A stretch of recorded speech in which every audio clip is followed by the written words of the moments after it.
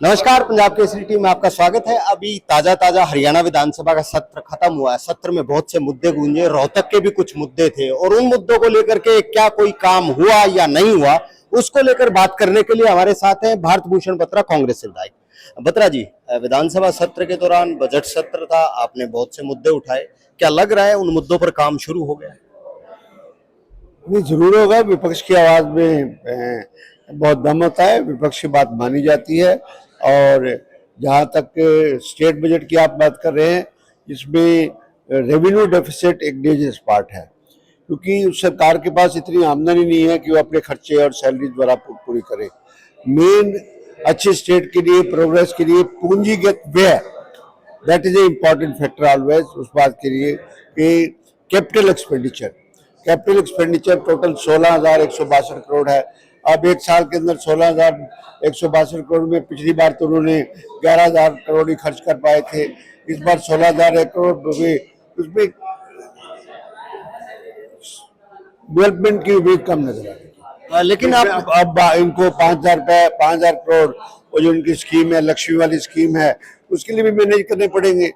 वो भी अब इनडायरेक्टली टैक्स लगाएंगे। अब इन्होंने म्यूनिसिपल कमेटी अपना ये रजिस्ट्रियों पे इस बात का टैक्स लगा दिया कि जो फ्लैट खरीदेंगे, सब कुछ खरीदेंगे, जिस टाइम एग्रीमेंट हुआ था उस टाइम के का रेवेन्यू नहीं लगेगा, आज की करंट वैल्यू लगेगी।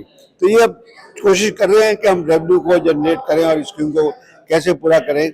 अगर 16,164 करोड़ में 5,000 करोड़ उधर चला गया, ये ज्यादा हसीन सपने दिखाने की कोशिश करते हैं।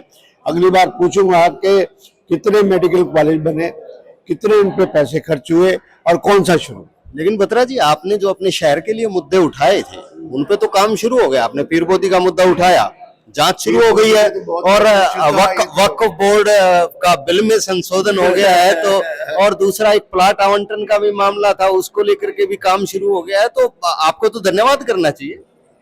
बिल्कुल बात है कि मुद्दा स्वामित्व योजना में अभी भी मेरे को थोड़ा ग्रीवेंसेस है कि इन्होंने कमेटी की जो जमीनें हैं जहां पर सुशासन होनी है वो तो इन्होंने कर दिया है। रेस्ट जो सुभाष रोड के ऊपर दुकानें हैं, उन दुकानों के बारे में हेल्थ डिपार्टमेंट को ट्रांसफर कर दिए हैं और उन्होंने कर दिया कि हेल्थ डिपार्टमेंट उसका फैसला करेगा। तो हेल्थ डिपार्टमेंट को मैं बात करूंगा विपुल जी से, उन्होंने मेरे को वादा किया हुआ है कि उन्होंने कुछ जो शिवाजी कॉलोनी है वो राइट टू वे में कर दिया कि ये रास्ता था, रास्ते में बनी। कोई बनाई किसने?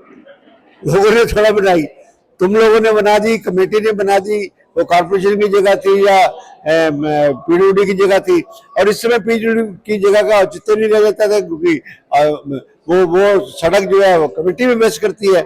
इसलिए इसको ये थोड़ा सा टेक्निकलिटी में उलझा रहे हैं, उनको नहीं उलझाना चाहिए। मुख्यमंत्री स्वामित्व योजना के अंदर शिवाजी कॉलोनी हो चाहे सुभाष रोड हो, जो हेल्थ डिपार्टमेंट की जमीन है, उन सब का समाधान करके उनको मालिकाना हक मिलना चाहिए। एक बत्रा जी, कांग्रेस के नेता एरोप्लेन में बैठ के अहमदाबाद गए हैं, मीटिंग चली है, क्या कुछ निकला है? क्या उम्मीद है कांग्रेस को? मीटिंग सर आज चल रही है, उसके बाद देखते हैं कि क्या क्या रेजोल्यूशन पास आते हैं, क्या क्या रेजोल्यूशन हुआ है। और हमारा तो यही है कि एलओपी के लीडर का फैसला जल्दी हो और साथ में संगठन जल्दी। एलओपी के लीडर में जो देरी हो रही है, क्या? क्योंकि आप कई बार ये कह चुके हैं। अब हाईकमांड का इनिशिएटिव है, हम तो क्या कह के थके। हाँ, दूसरी बात है, क्योंकि जिस तरीके से विपक्षी नेताओं की जो आवाज उठ रही है, आपने विधानसभा में उठाई, तो उसको लेकर के जो काम शुरू हो रहा है, तो क्या आपको लगता है कि हाँ, विपक्ष के नेताओं की भी बात सुनी जाती है? इस बार विपक्ष मजबूत था, विपक्ष ने बड़ी मजबूती से किया और मजबूर किया सरकार को कि जो विपक्ष आवाज उठा रहा है उनके काम करवाए। एक बत्रा जी, आज रोहतक की जो सरकार बनी है अभी नई, उसका भी बजट सेशन था और सभी पार्षदों को 1-1 करोड़ रुपया खर्च करने के लिए दिए हैं। क्या आपको लगता है कि रोहतक का कुछ सुधार हो जाएगा? थोड़ा सा एग्जीक्यूटेड बजट दिया गया है कि जो 2025-26 का प्रपोज बजट है कि ऑलरेडी एक्सपेंडिचर कम है पिछले साल से, एकदम उतना बढ़ाने की बात कर रहे हैं, इनकम एकदम बढ़ाने की बात की। पिछली बार 21,000 लाख वो 21 लाखों में उन्होंने दिया था, हमें वहाँ थोड़ा करोड़ों की कहने की आदत पड़ी हुई है। तो उसमें भी मैंने देखा कि उन्होंने कैपिटल सीट को ज़्यादा दिखाया, एक्सपेंडिचर को कम दिखाया। एक्सपेंडिचर ज़्यादा होना चाहिए और रेवेन्यू डेफिसिट थोड़ा हो भी जाए तो कोई फर्क नहीं। हर एक जिले में एक हाईटेक लाइब्रेरी बनाने की बात की जा रही है ताकि बच्चे उसमें बैठ करके तो उसको लेकर के क्या मानते हैं? वो क्या नाम है उसका, स्मार्ट सिटी भी आए थे, क्या हुआ स्मार्ट सिटी? स्मार्ट सिटी 7 या 8 से पूरे हुए, बाकी कोई पूरा भी नहीं हुआ। गुड़गांव फरीदाबाद का स्मार्ट सिटी में क्या हाल हुआ, देखते हैं। भविष्य के गर्भ में है कि कितनी लाइब्रेरी अडॉप्ट करते हैं, कितनी स्पीड से चलते हैं, कहाँ से जमीन चिन्हित करते हैं, कितने इन्वेस्टमेंट करते हैं, बजट कहाँ से लाएंगे। शिक्षा पे तो बजट 10% कुछ खर्च किया है, हमारी सरकार में 16% तक शिक्षा पे खर्च करते हैं। इसी बात के लिए हेल्थ की फैसिलिटीज की बात करते हैं, बड़ा दुख होता है। और मैंने विधानसभा में कहा था कि 4.2% उसके ऊपर खर्च करना बहुत कम खर्च है। लोगों की सेहत का ख्याल रखना चाहिए, सब कुछ है।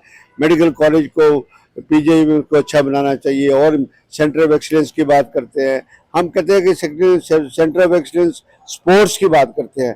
हमारा 112 एकड़ का हाल देखो, उनका क्या है। मैं तो सभी पत्रकार साथियों को कहूँगा कि एक बार उनकी फोटो खींचे और लिखे भी ये तुम सेंटर 112 एकड़ जगह पड़ी है, इंफ्रास्ट्रक्चर है, सब कुछ है, उसको सेंटर एक्सीलेंस बना रहे हैं स्पोर्ट्स का, औरों को प्रपोज कर रहे हैं, क्योंकि वो रोहतक में। तो भारत भूषण बत्रा कांग्रेस पार्टी के विधायक हैं रोहतक से।